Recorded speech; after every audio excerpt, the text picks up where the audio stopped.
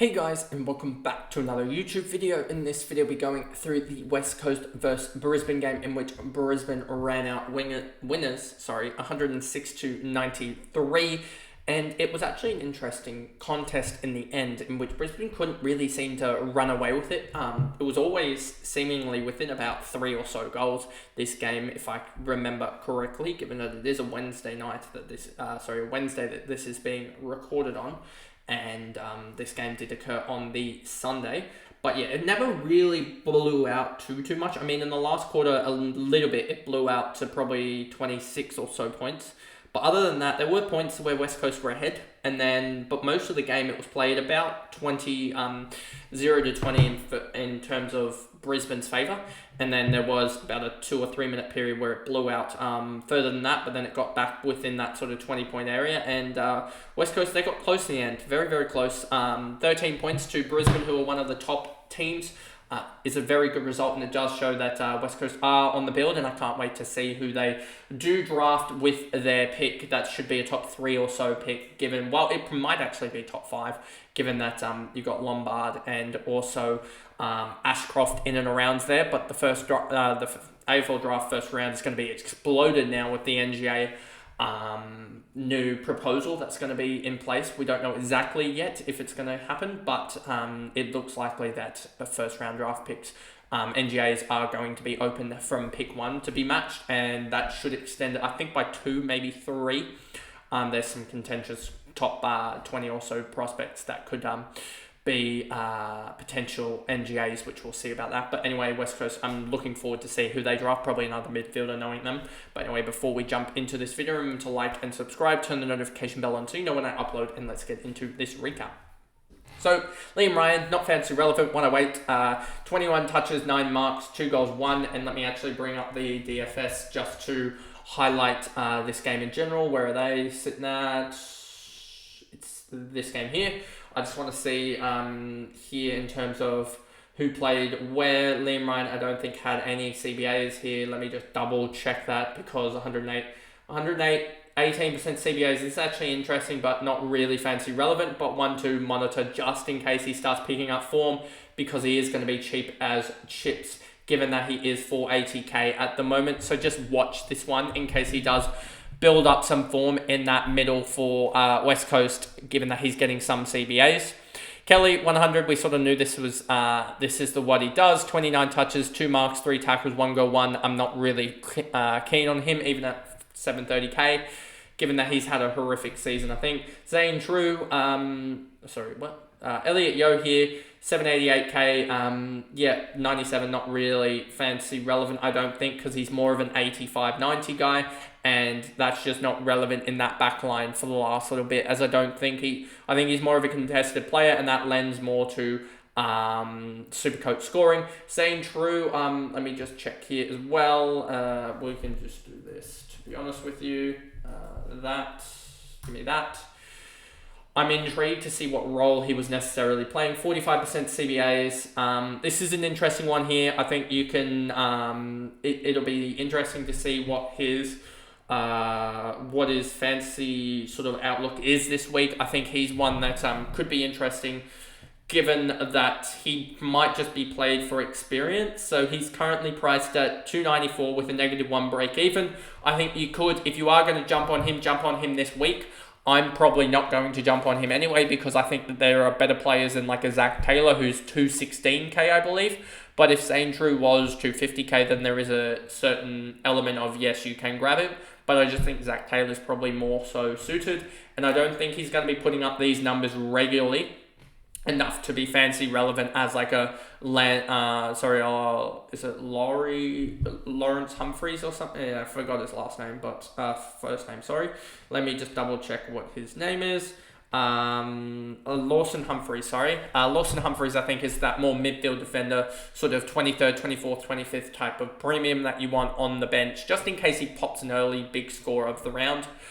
And I don't think True will do that necessarily, but I think he's all right for cash gen. If you already have Taylor, even Humphreys, Manor, you would have to have about 5 guys before you go for True, I think.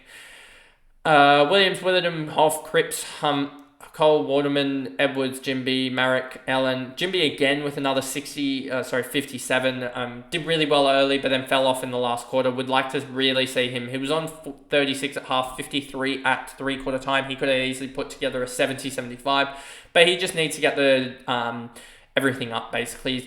14 touches a game isn't going to be fantasy relevant. He needs to be up around that 20-25 touch per game if he is only going to have 2 marks, 4 tackles. But if he's going to have that sort of 3 or 4 mark, 10 tackles, then he can sort of stay around that 20 or so marker, not have to go up to 25 to 30 touches to be fantasy relevant.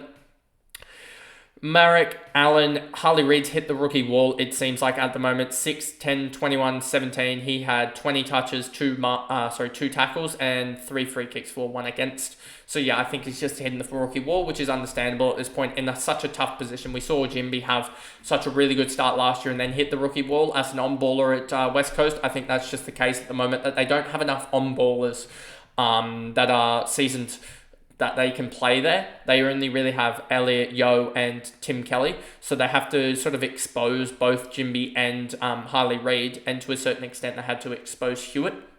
And like they've tried to even put Duggan in there at points just to try and shore that up. And it's really showing that these guys are hitting their rookie wall very, very quickly, I would say, rather than a lot of the guys like a Sheasel or a Dacos or even a Ashcroft at points when he was put in there. Even though Ashcroft was playing a similar role, these guys have to do a lot more heavy lifting, that there isn't guys around them that can sort of play off them. But I think that's just the case there, and I think that it will get better for West Coast in the future now that Harley Reid and Jimby are going to have seasons under them, etc. No one else here really relevant. Then we go over to Brisbane and Lachie Neale, 133. He's just been immense these last couple of weeks, and I'm intrigued to see whether I go with him or Dunkley. I think Dunkley is the more known guy, but I think that, and I don't know whether Dunkley or Neale are going to necessarily get tagged this week.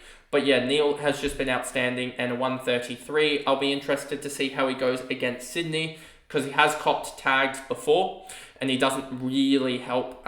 He doesn't really respond well with tags. So I don't know whether Neale is necessarily the best option this week, just because the impending Rowbottom Heaney tag that he'll get, I would expect. I don't know. I don't think he'll get the James Jordan, because I think James Jordan will be left for Zorko. But I think he will cop some attention, whether it be one of those two. But I think it will be the Rowbottom tag. McCluggage, 124, Dunkley, 106, McInerney, 98, Berry, Rayner, Zorko. So Zorko, 85, just didn't get involved too much. I'm glad that I didn't captain him in the end. I almost did captain him, but I went for the Butters against that Gold Coast midfield, and that worked a lot better.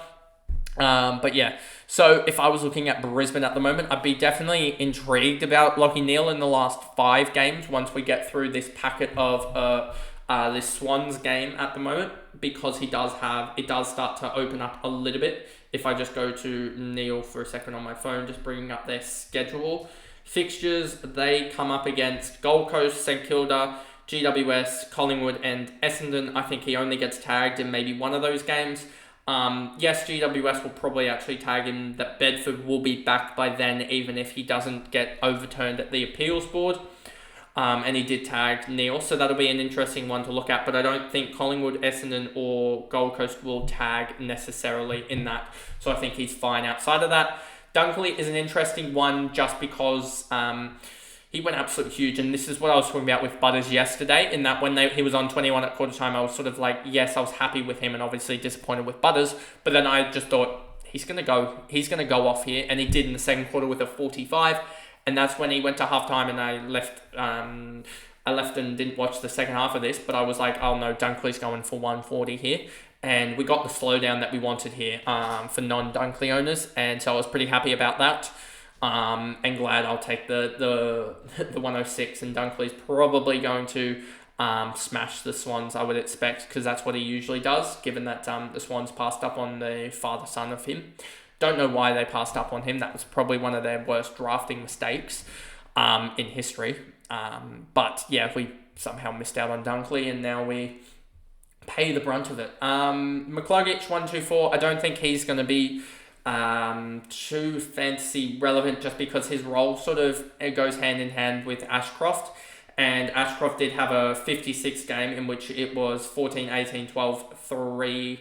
That's 32, 45, 48. There's something wrong here, I would expect, in terms of scoring somewhere. I'm trying to figure it out. Morris, 28. I think it might be last quarter based or something, because my math doesn't add up there. That's 30, 44, 47. So he's off by 9 somewhere. I don't know where that was necessarily. Let me try and figure that out for you guys.